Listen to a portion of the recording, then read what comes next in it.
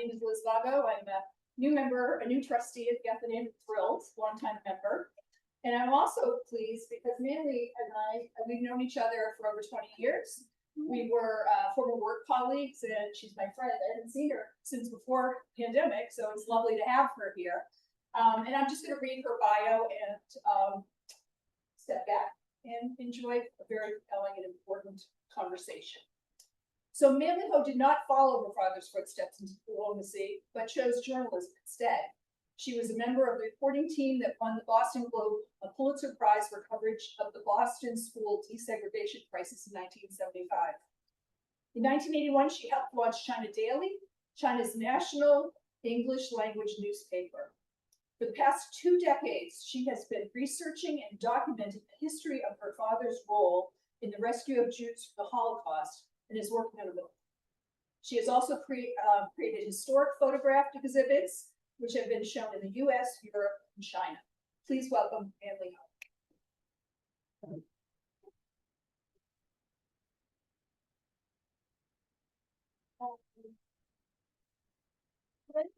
Did you run off with my glasses?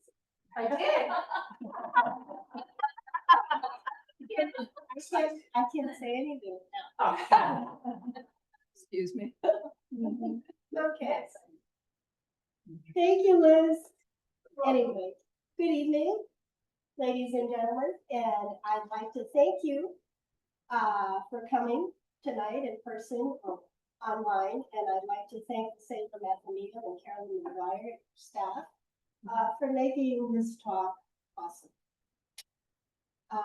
So this year is the 80th anniversary of the end of World War II, which the Allies won at great cost and sacrifice. Today, the same America, which was a bulwark in that fight against fascism and authoritarianism, has elected Donald Trump, a demagogue, as President of the United States for the second time. The Spanish philosopher George Santayana said, "Those who forget the past are condemned to repeat it." So, as we plunge further into a dark, divisive, dangerous, and uncertain future, we need to be reminded of the past. Today, I would like to share with you the history of how my late father, the Chinese diplomat Dr. Feng Shan Ho, or in Chinese, Le Feng Shan, responded 8 decades ago to a cataclysmic time which increasingly parallels ours. It was shortly after my father's death in 1997 that I first began by chance to chase down a very cold case, the untold story of my father's diplomatic tenure in Vienna, Austria from 1937 to 1940.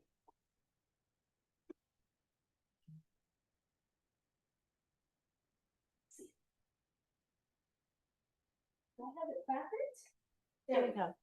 That's his diplomatic passport to Vienna.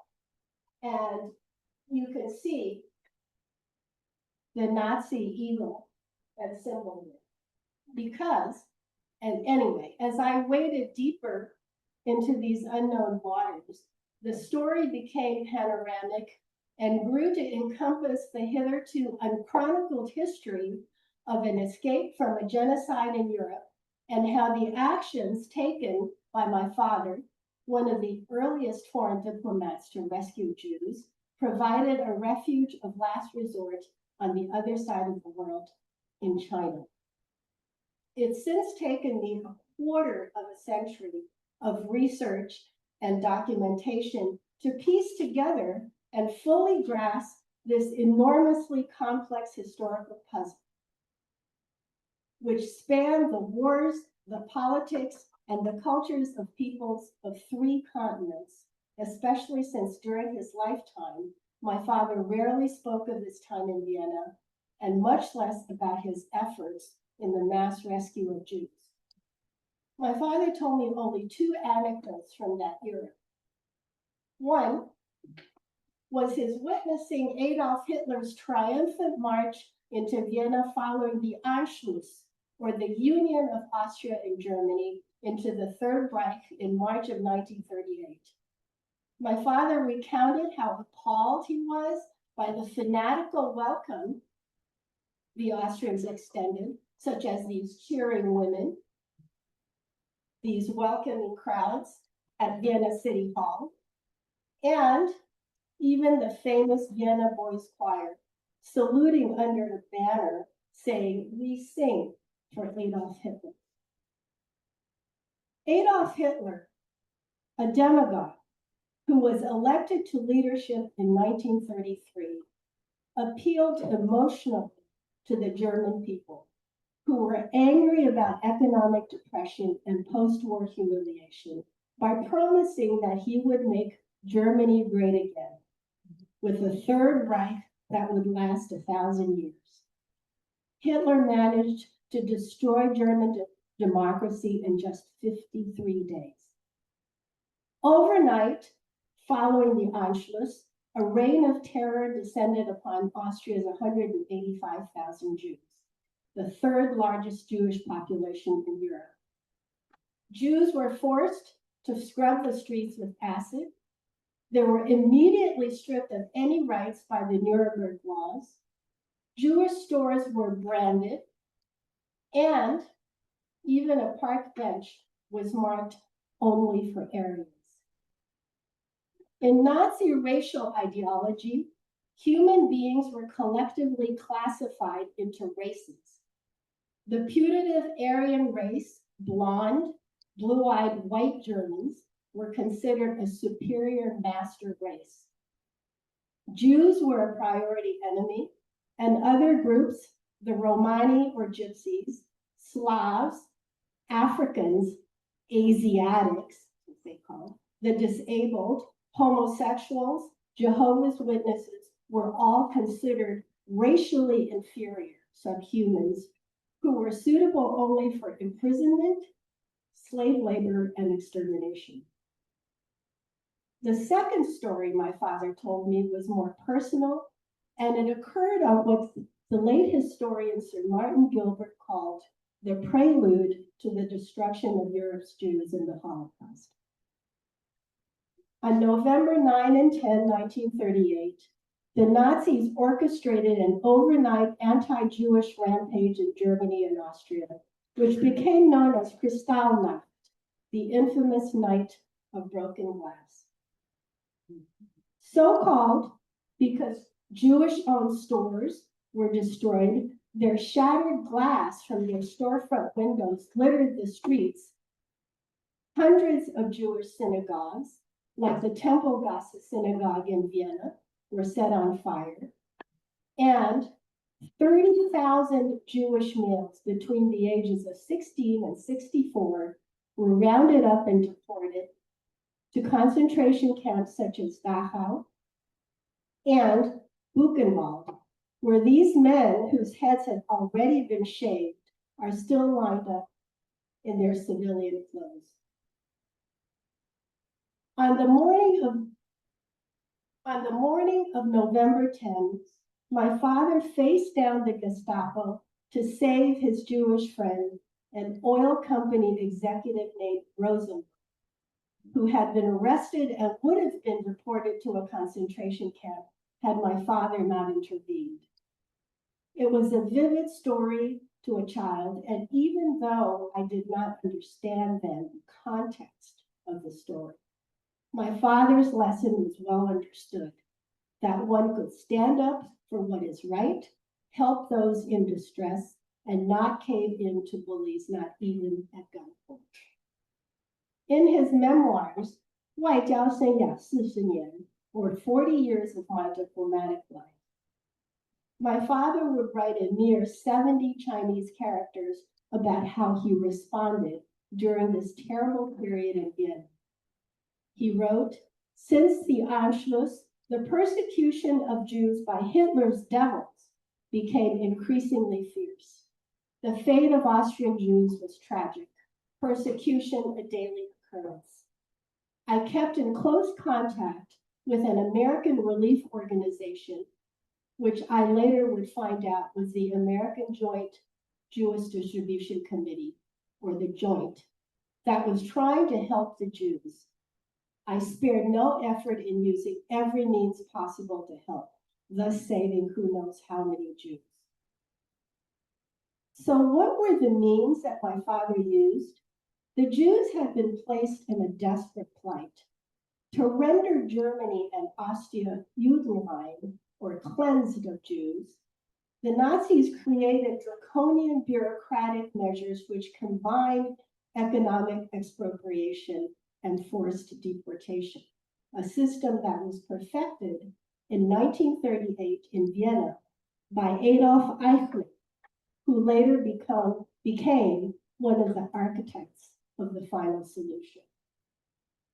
Jews were told by Nazi authorities that they could leave, and their loved ones would be released from detention or concentration camp if they could produce proof of emigration.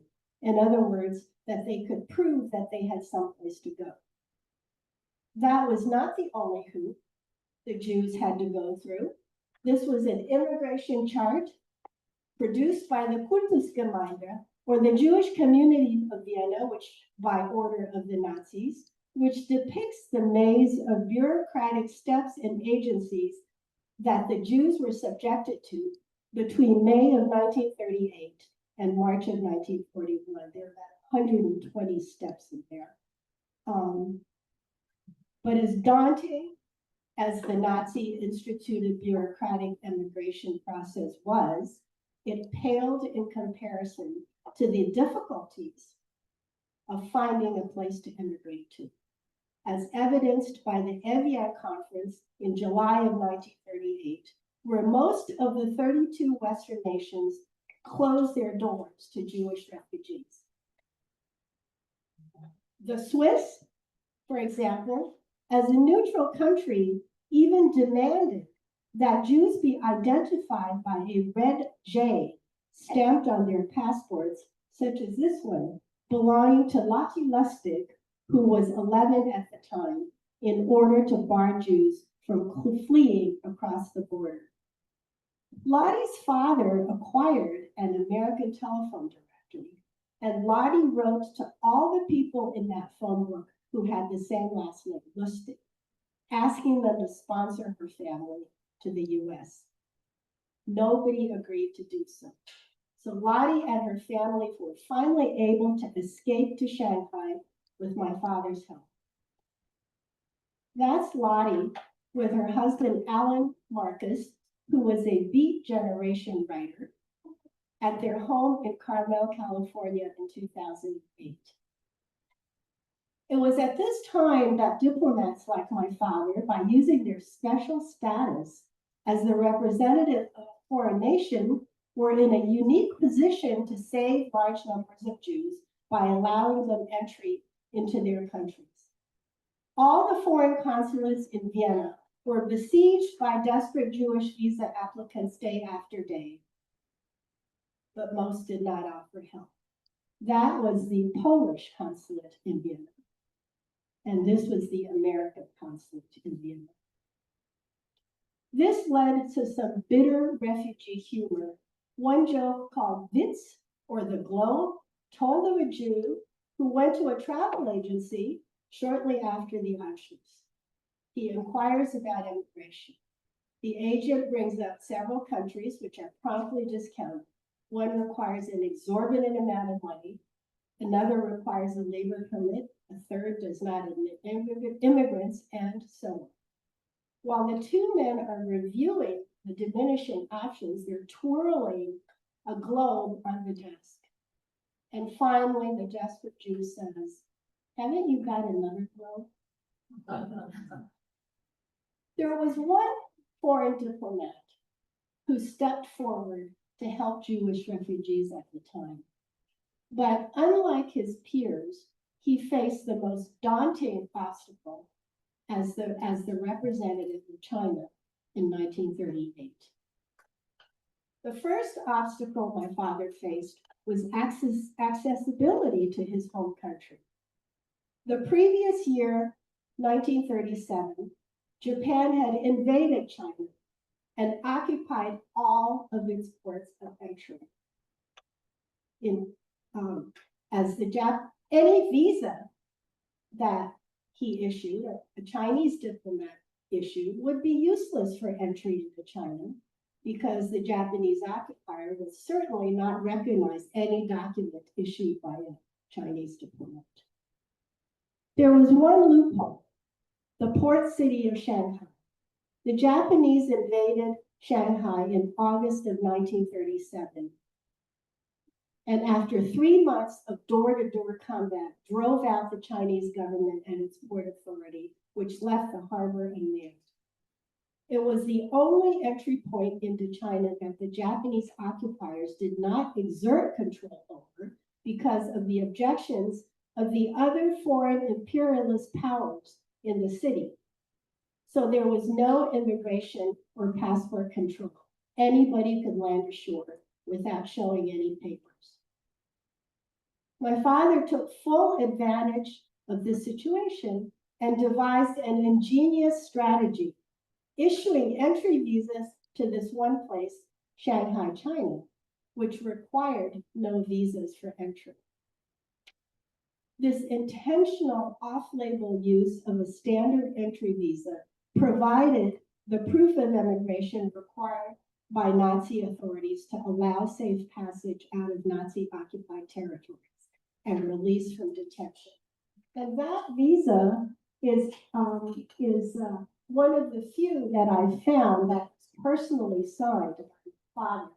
And the serial number is 3,181. So, and it says, Shanghai, China. That's so, and it was issued on July 3rd, 1939 to Dr. Hugo Weiss. Dr. Weiss was released from Dachau on the strength of this visa and escaped to China with his family. He later went to the unoccupied part of China to serve in a wartime hospital. And this is a photo of the hospital in Kunming, Yunnan province, which is in Western China, at a nursing school graduation in 1944. And that's Dr. Weiss and his family sitting in the middle with his son Daniel, who was born in China on his lap. As word spread, long lines of visa applicants began to form around the Chinese consulate in Vienna. One such applicant was Hans Kraus, and this is what his late wife, Gerda Gottlieb Kraus, said about how Hans obtained visas for himself and his family. He was 19 years old at the time.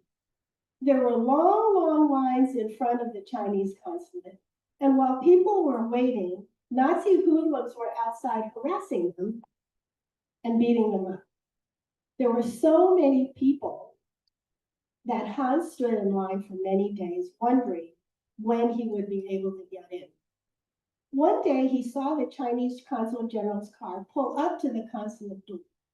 He saw that car window was open, so he thrust his visa application papers through the open car window. Apparently, the consul general received them because Hans then got a call and was told that the visas were ready. And there is Hans's visa.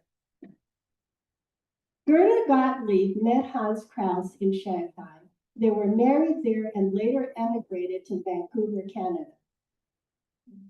So another use for the Shanghai visas was to get into otherwise inaccessible countries on the pretext of transiting through them on the way to Shanghai.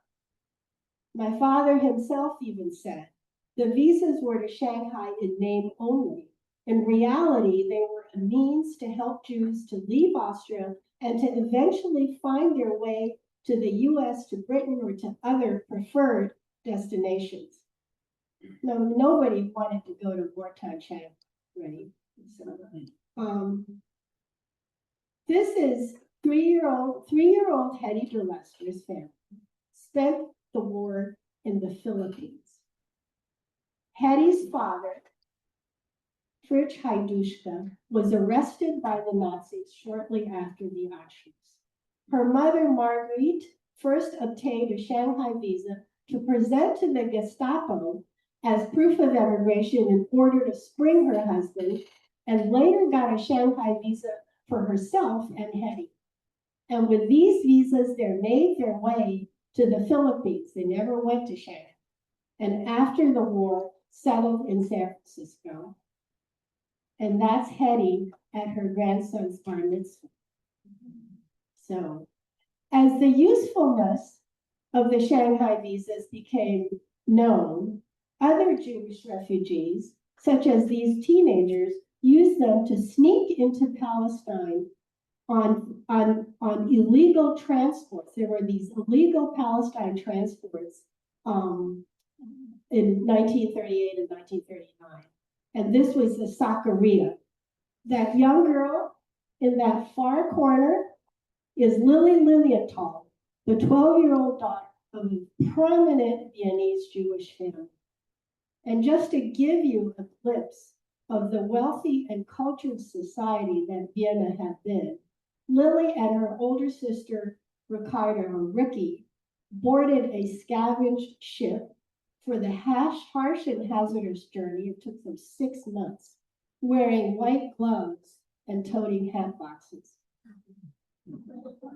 By 1939, the very use of the name Shanghai as a destination provided a means of escape from certain death at the hands of the Nazis.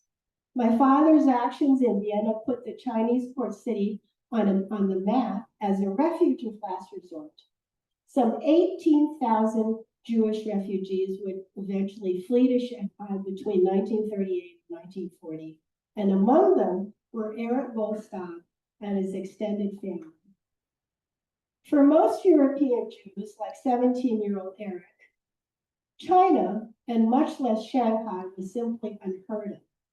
But after knocking at the doors of 50 consulates in Vienna and being turned down by them all, he ended up at my father's consulate, where he obtained 20 Shanghai visas for himself and his extended family.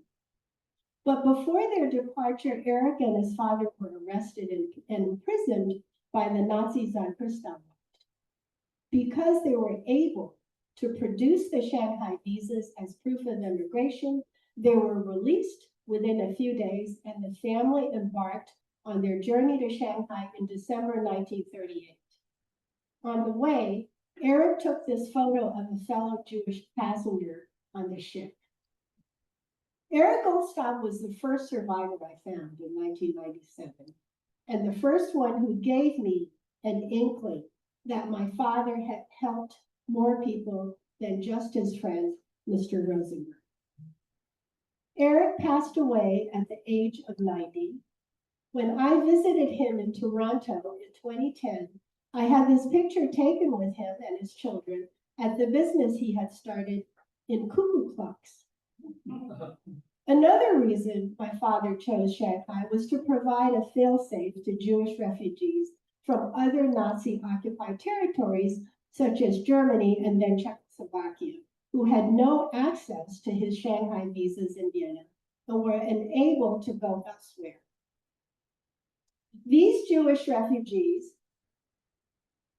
also benefited from my father's actions in Vienna, which put Shanghai on the map as a refuge of last resort, requiring no entry papers.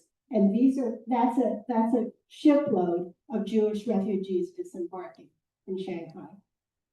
For example, Evelyn Pike Rubin's family was in Breslau, Germany, and heard from relatives in Vienna about a safe haven which required no entry documents, and so were able to escape there. As a result, the majority of Shanghai refugees were German. Only 5,000 to 6,000 were Austrian, as most Austrians who were able to obtain and use my father's Shanghai visas made their way to their preferred destination.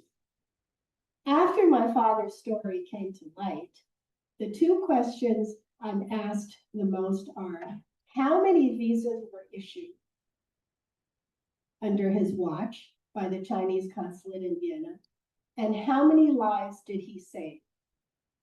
I'm afraid that the answer to both these questions, after more than 8 decades, is that we had no way of finding an exact figure. There was no Schindler's List.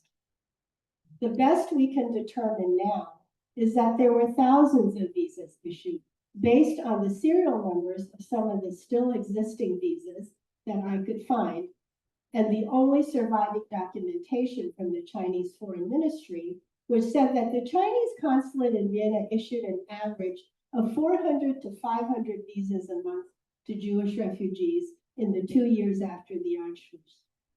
That's not a very accurate number because I have found, as wide a discrepancy as 900 a month and, 1,000. Anyway, so you do the math. Besides the visas, the Chinese consulate also issued other documents to help people who had no passports into which a visa could be stamped. Herb Owens and his father were one such example. That's 12-year-old Herb standing in front of his house watching Hitler march into Vienna in March 1938. Herb's father was subsequently arrested on Kristallnacht and deported to Dachau. Herb had lost his mother, so he ended up with some distant relatives where he learned about Shanghai. So this brave 12-year-old kid went to the Chinese consulate to obtain a Shanghai visa for his father. They asked me for a passport, Herb recalled years later. I told them I didn't have one because my father was in Dachau. So they gave me a written affidavit which said they would issue a visa to my father as soon as a passport is produced and told me to take that to the Gestapo. A few weeks later, Herb's father was freed. They did not end up in Shanghai, but in the United States, because by then, their sponsorship from American relatives finally came through. Another example was the late Arthur Kurteman, who was arrested on Kristallnacht and deported to Dachau concentration camp. This is Arthur's mugshot from Dachau. While in Dachau, Arthur heard that a Shanghai visa could free him. So every month, he said, he wrote to his family they were allowed to send one postcard a month. He wrote to his family again. What they got him was the same kind of affidavit promising the issuance of a Shanghai visa, and that was enough to get him released.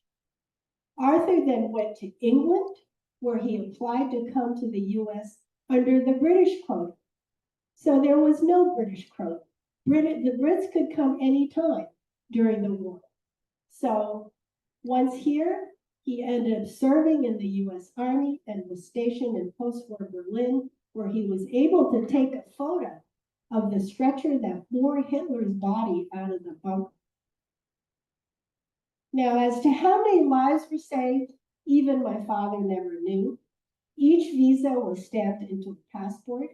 The passport could have been that of one individual, that of a mother and her children, or even that of an entire family. So it's difficult to keep an individual count. Now, there was another major obstacle that my father faced during this time, and that was his home government in the wartime capital of Chongqing. The Chinese nationalist government had long maintained diplomatic and economic relations with Germany. But by 1938, Hitler had turned towards Japan, Germany's soon-to-be ally, and relations with China had deteriorated. In desperation, Vice Foreign Minister Chen Jie was dispatched to Berlin as the new ambassador to try to salvage relations. That's Chen arriving in Berlin with his daughter. Chen ordered my father to desist from issuing visas to Jews in order to not appear to be contravening Hitler's policies. But my father did not obey and continued to do so. In April 1939, a year after he began issuing Shanghai visas, my father was punished with a demerit for his disobedience. Shortly before that, the Nazis confiscated the consulate building at 3 Beethovenplatz on the pretext that it was Jewish owned. Not only did his home government fail to protest this breach of the Geneva Diplomatic Convention of Extraterritoriality, but refused my father's request for moving expenses. My father found a much smaller apartment nearby at 22 Johannesgasse and got a small discount on the rent because the Jewish landlady had seen what he had been doing around the corner. My father reopened the consulate there and paid all of the expenses himself. In 2015, 77 years after my father first began his rescue activities there, we were able to place a commemorative plaque at 3 Beethovenplatz, which is now part of the Ritz-Carlton Hotel in Vienna. And in that picture is the Israeli ambassador, the Chinese ambassador, a representative from my father's hometown, and the guy in the far, on that far side, I have yet still to figure out who he is. Never anyway. So now I'd like to tell you a little bit about my father. I'm often asked what would prompt a man from China to save Jews in Austria when others would not. My immediate response would have been, well, if you knew my father, you wouldn't have to ask. But of course, that's no longer possible. So what I can tell you is that my father was a man who strove to live his life according to the best of Confucian and Judeo-Christian values. He was born into poverty in rural China in 1901 during the waning years of the Qing dynasty. He lost his father at age 7, and he and his family were helped by the Norwegian Missionary Society in his hometown of Iyang in Hunan province. Now that is the road to the village where my father was born. And after he was recognized, the villagers said, we want you to ask the government to pave this road because now it's the birthplace of somebody famous. And so they did. They paved it anyway. He was educated in the Norwegian Missionary School. And this is the entrance to the middle school, which exists to this day, except it has been renamed an exceptional name, the #1 middle school, instead of Xinyi Middle School, which was its original name.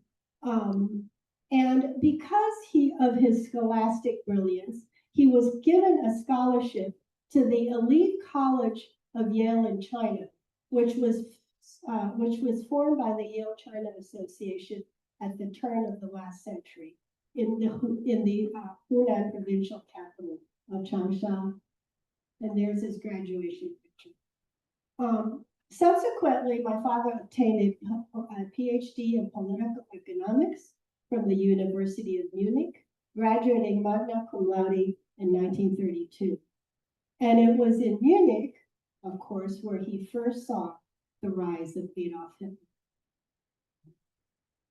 In 1935, he joined the Foreign Service of the Chinese Nationalist government with a posting to Ankara, Turkey, thus beginning a 40-year diplomatic career and one that led him to Vienna, Austria in 1937. My father always felt that he had received a full measure of gifts. He was brilliant, he was fearless, he was charming, he was dynamic, he was also incorruptible, straightforward, and conscientious. And of course, as his daughter, I'm not really biased. He possessed a very hot temper, which I always attributed to his love for the very hot peppers of his native Hunan province. Among his most defining traits was his generosity of spirit. More importantly, my father believed that these gifts were not bestowed upon him solely for his personal benefit, but for that of his fellow man. He expressed this in a poem he wrote on New Year's Day, 1947, which he dedicated to my mother, Xiao Yu Hong Hong. And the poem, which I've translated, says, "The gifts heaven bestows are not by chance, the convictions of heroes not lightly formed. Today I gather all spirit and strength, urging my steed forward 10,000 li." So there are 13 li in a mile. It's a measure of distance. There's another, let me show you a picture of my mom. Oops. That's a picture of my mom. There's another facet which bears mention, and that is my father came from a generation who felt that China had been humiliated and persecuted by 100 years of foreign imperialism. This generation was determined not to allow that humiliation to continue. So in that sense, my father was very sensitive to persecution and bullying of any peoples. Throughout his life, my father stood by his convictions and refused to renounce his principles for the sake of political expediency or even personal safety, and he bore the consequences without complaint. He neither sought nor received recognition for his deeds during his lifetime. The ancient Chinese say, 善于人见，不是真善, which means that if you do a good deed for show, it's not really a good deed. My father was never reunited with any of the people he had helped. They did not even know his name. I have had the good fortune to be able to find and meet some of the people that he helped. It's very special for me to meet survivors and their families because my father is gone, and I feel that as if he somehow lives on through them, and I consider them my mishpucha, or in Chinese, my children, my family. In 2000, my father was recognized posthumously by Israel as a righteous among the nations. My brother Monto and I went to Yad Vashem, the World Holocaust Remembrance Center in Jerusalem, to receive the honor on his behalf. In 2007, 10 years after his death, I was able to fulfill my father's wish to be buried in the native soil of his beloved hometown in Iyang in China's Hunan province. I think my father would be astonished by the accolades that he has since received. His reason for helping Jewish refugees was simply this. He said, "Seeing the tragic plight of the Jews, it's only natural to feel deep compassion for them, and from a humanitarian standpoint, to be impelled to help them." In other words, he did it because he saw them as fellow human beings, regardless of their ethnicity, religion, politics, or gender.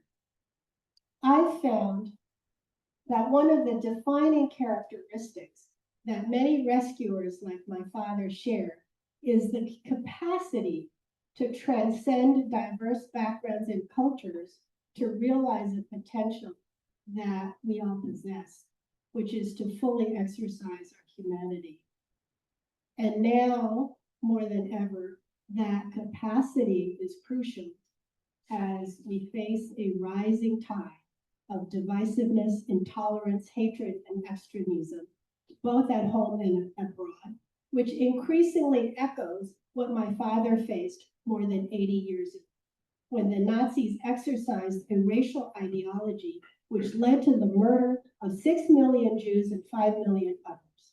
The Japanese Empire, with their ideology, ideology of racial superiority, killed and subjugated millions throughout the Pacific, committing such atrocities as the rape of Nanjing in China and the Bataan Death March in the Philippines. Obviously, we can't all be my father, but what I hope is that through his example, we can raise awareness that the isms, racism, sexism, anti-Semitism, Islamophobia, this targeting of the other, a tool used in fascism, authoritarianism, and totalitarianism to exert power and control, has become more and more normalized here in the most diverse of nations, where every one of us, except for the Native Americans, is, as they say in Maine, from away. Just this week, we hear of the use of police state tactics, the deploying of the Marines and the National Guard to curtail people exercising their First Amendment rights and to enforce the deportation of others. Racism, for example, isn't only defined by ethnic slurs, by what you read in the headlines, or by the searing violence I covered as a newspaper reporter on the front lines of the Boston school desegregation crisis in the 1970s. So too is sexism. They are now normalized, embedded in our daily lives as we go about our business. And unfortunately, I can personally attest to this. For the past 2 years, I've encountered racial and sexual harassment while trying to do my daily therapeutic exercise at a community pool in Maine. One individual singled me out the moment he saw me. He had not done this to any other woman in the pool because they look like his mother, his wife, and his daughter. I do not. Despite my repeated warnings and protests, he had continued to prey on me. He has not been held to account for his egregious behavior, whereas I, when I sought help, was met with skepticism, dismissal, hostility, and blame. So when the schoolyard bully's actions go unchecked, it gives permission for others to pile on.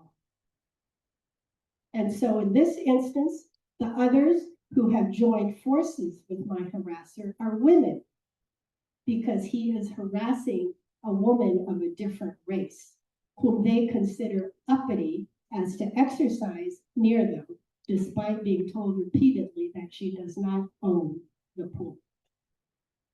As to the rest of those who have witnessed this harassment, they stay as far away as possible from both my harasser and from me, because they don't want to get involved. They are what in Holocaust history are called the bystanders. Perhaps it's harder for those who have never been part of the targeted group to recognize the hallmark of isms, but they are there. And like an insidious cancer, if left untreated, will metastasize into what ends up in the headlines. By the same token, it's harder for those who have never lived under an authoritarian or a police state to recognize all the hallmarks of the emotional manipulations and the machinations that demagogues employ to exert power and control. And we're witnessing that at this very moment.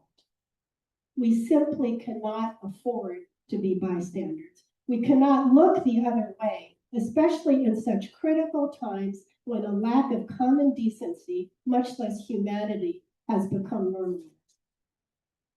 I leave you with what the German Lutheran pastor Martin Niemöller wrote under Nazism about the price of silence and of looking the other way. First, they came for the communists, and I did not speak out because I was not a communist.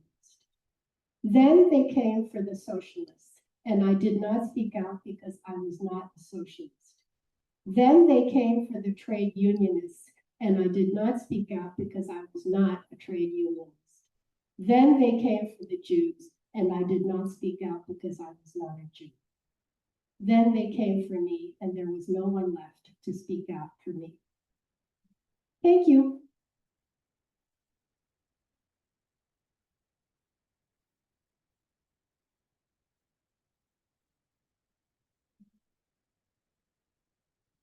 Thank you, Manli, that was wonderful. I think we have a little time for questions, Yeah. if that would be okay. Joyce? Yeah, I have two questions. One is, tonight is the first time I ever heard that people could get released from a concentration camp, so that was like, blew my mind. But the other part of my question is, it sounds like this was a pretty obvious, clever loophole that your father constructed to have the destination be wartime Shanghai.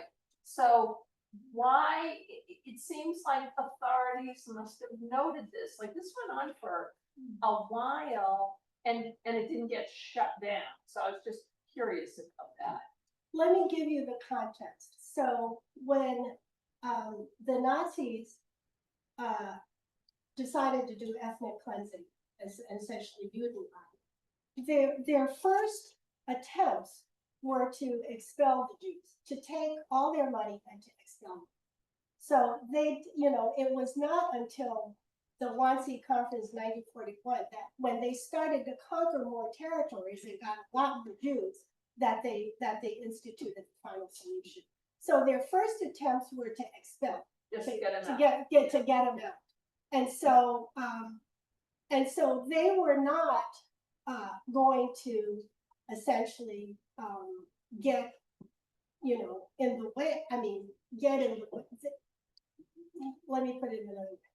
So one of the reasons my father got away with this loophole is because, as you could see, those visas were in Chinese, right? Nobody could read those visas, right? Yeah. So after, especially after Kristallnacht, when they became more and more common, Shanghai became a catchword because, everybody started to know about Shanghai. And even the Nazis says, oh, you're going to Shanghai. Okay, you're going to leave. You get expelled, we'll expel you. They left with 10 Deutschmarks. That's all they were allowed to take. People were like sewing their jewelry into their clothes and stuff like that. But, essentially from 1938 until about the beginning of World War II, which was September 1939, and even in a little bit into 1940, people still could leave because the Nazis had not yet begun to institute, their extermination policies. I mean, once they got Poland, Poland had the Poland and Hungary had huge Jewish populations, and then they decided that, they had to do something more because there were no countries willing to take Jewish refugees. When did you find out Vienna, and where did he spend the rest of his life? My father was forcibly taken out of Vienna by the ambassador that he disobeyed in February of 1940, and then but he did not. He was basically transferred to. The ambassador hauled him into Berlin, to basically keep a closer watch on him. He demoted him. And my father, of course, was very unhappy about that. And he wrote to the foreign ministry and said, you're blaming me for something that, ridiculous. So, just transfer me out of here. And I'll go back and join the war effort, the anti-Japanese war effort.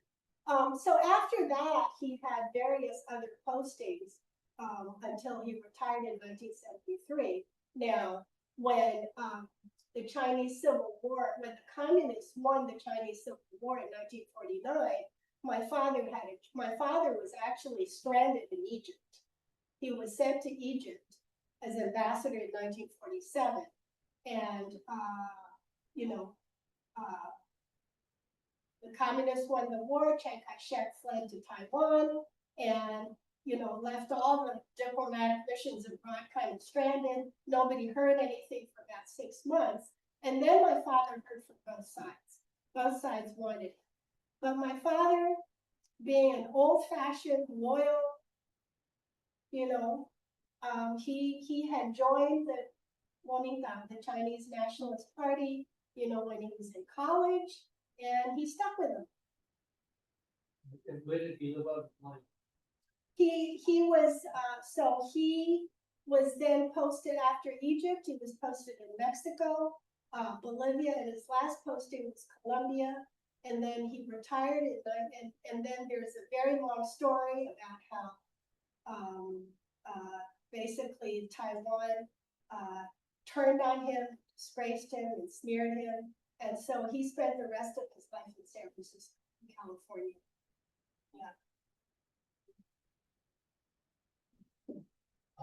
Comment and a question. First of all, there's only one race, that's the human race. And I wanted to know, a couple weeks ago, I saw on TV, Lawrence Tribe from Harvard. I didn't know this, I've seen him on TV many times. He's talking about he was born in Shanghai. Yeah, he was, I read a fictional book called Last Rose of Shanghai, and everything you talked about was in the book. A lot of it was in the book. And, person like this, I don't know if it didn't mention your father's name, but it talked about that and how they got out the loophole and how they all came there. So thank you for what you brought to us. Great. How did your father deal with all the different languages? well, this is the history of my father's language. So he went to the Norwegian missionary school where he learned English, right? And then he went to the College of Yale in China. And the College of Yale in China was a pre-med course. And at that time, German was the, medical language. So he learned German. And then, of course, he went to Munich, to University of Munich, to get his PhD. So his thesis, which is about the banking system in China, is in German, and it's in very high German, I'm told. Anyway, and then so he spoke. When he was posted in Turkey, he said he did not learn Turkish. But then he was in Vienna, so he, spoke German. Following that, he was in Egypt. Now, he did not really learn Arabic because at that time, Egypt, the Mideast, was under, British colonialism and so on, so they spoke English. But he did know a little bit of French because French in those days was a diplomatic language. And then in the late 50s, when he was posted to Mexico, he learned Spanish, and he learned Spanish well enough to be able to write in his speeches. So that's the history of his language. Yes. Would you talk again about how he first helped his friend? The first person he helped? Mr. Rosenberg? Yes. Unfortunately, Mr. Rosenberg, his memoirs are in Chinese, and usually in Chinese, they very rarely translate the first name. So Mr. Rosenberg's first name, I've been looking for Mr. Rosenberg, never found him. And Rosenberg, as you well know, is such an unusual Jewish. Never found him. Anyway, so this is the story with Mr. Rosenberg. Mr. Rosenberg was a representative of Standard Oil. So he had a standard, and so he ran the office in Vienna, and he was a friend of my father's. And when the Anschluss happened, all the Jews were trying to leave. And in fact, my father was encouraging his Jewish friends to leave because he said things are not going to be good for you. And Mr. Rosenberg, like all the other Jews, wanted to go to a Western country, mostly the United States, and couldn't get a visa because the U.S. had very, very, very strict policies. They had a quota, and not only that, you had to have sponsorship and so on and so forth. So my father said, you know, I'll give you a Shanghai visa, you know, try your luck with a Shanghai visa, you know, worst comes to worst, you'll weather the war in Shanghai. Otherwise, you can use the Shanghai visa to get into other countries, you know, you can trick other countries into thinking you're going to Shanghai, and they'll give you a transit visa through their country, and then you can whatever. It was all decided, and the Rosenbergs were gonna leave on what turned out to be November 10th, which was the morning of Kristallnacht. And that morning, he got a phone call from Mrs. Rosenberg saying, don't come, because like all 30,000 Jewish males, Mr. Rosenberg overnight had been grabbed and taken away by the Nazis. And my father, being a man of his word, said, well, I'm going to come anyway. So he went to their house. And while he was sitting there in the living room, smoking, trying to figure out what to do, the Gestapo showed up, and apparently for the second time.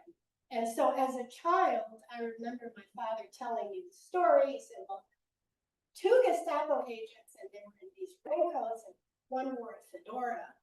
And they came into the house, and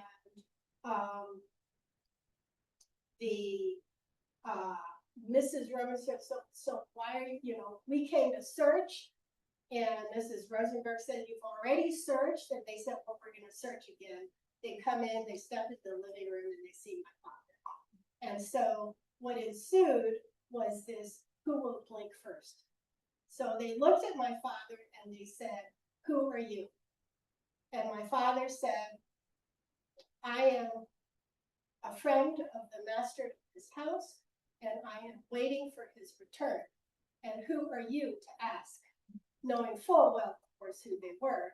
And the Gestapo started to get mad and said, you know, you're being rude, how can you treat us that way? And one of the agents started to poke a gun first in his pocket, and then he took it out, you know, and they were shouting at my father, so on and so forth. And my father simply turned around and sat back down. And Mrs. Rosenberg came in all flustered and said, what's going on? What's going on? And the Gestapo said to her, who is this man? And she said, oh, he's the Chinese consul general. And they said, well, why didn't you say so? And they turned around and left. And hours later, they brought back Rosenberg.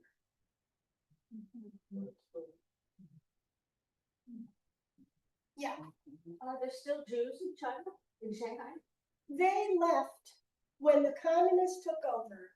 Basically, first of all, any of those Jews who fled to China had no intention of staying in China. I mean, it was just it was just a safe haven. It was temporary, and so after the war, they started moving. Some of them moved to Australia, New Zealand, you know, and others. A lot of it came to the U.S., you know, and Canada. You know, those who couldn't get into the U.S. went to Canada, so on. It was not until the opening up of China in the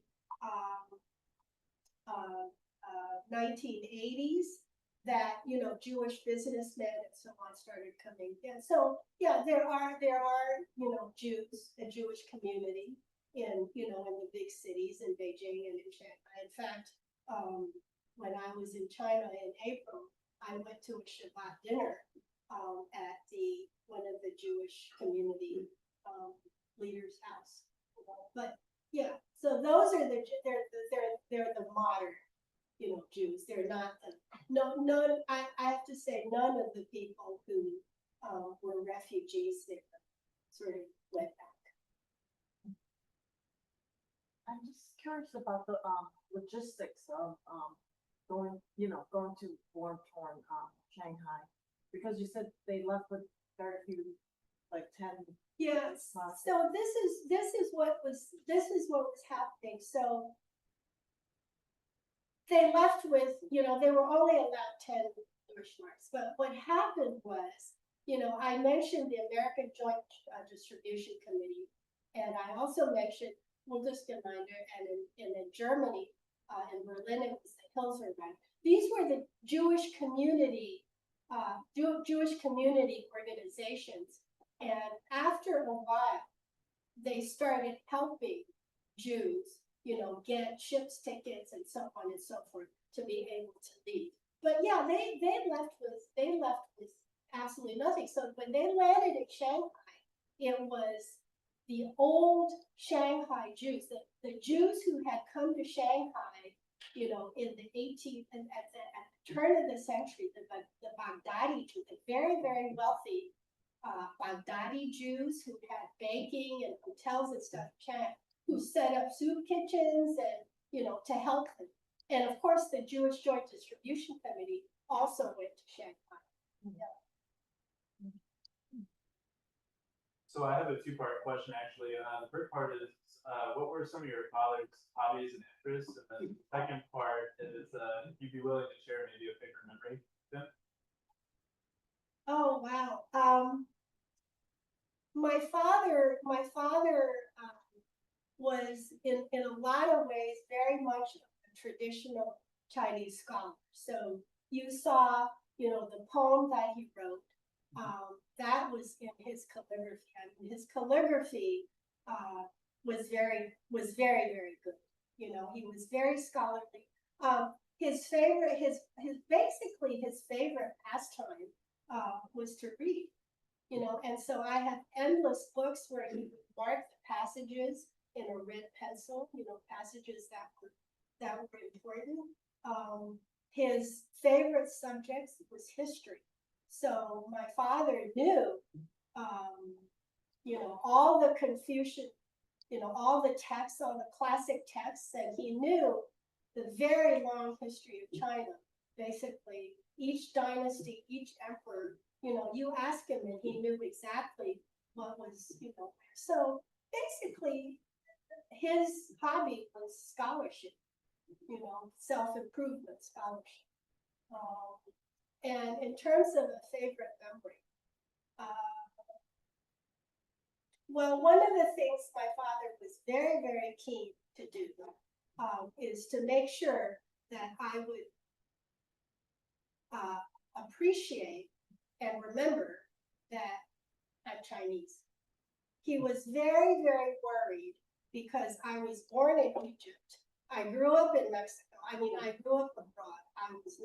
I was never in China, right? So he was very, very, very worried that I would lose any trace of the Chinese heritage. So every chance he got, he would tell me, you know, talk about history, talk about all this, you know, and so he would tell me very many, you know, my head is filled with all the stories he told me about history and so on. And so he was able to sort of create in my mind China.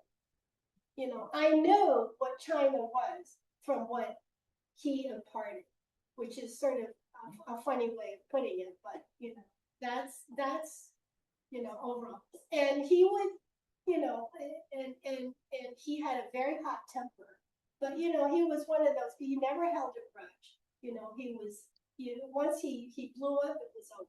You know, he never and he would sometimes blow up there. And when I was a child, I decided that I didn't like tofu. And he blew up at me because he said, "You're Chinese. You cannot knock off tofu." Yeah, so it was, you know, there were sort of little things like that. He was a very strict father, but he was also, once he let loose, he was a lot of fun. You know, he had a great sense of humor. He was very playful, but on the other hand, he was also very strict. He was a disciplinarian, so. Thank you so much.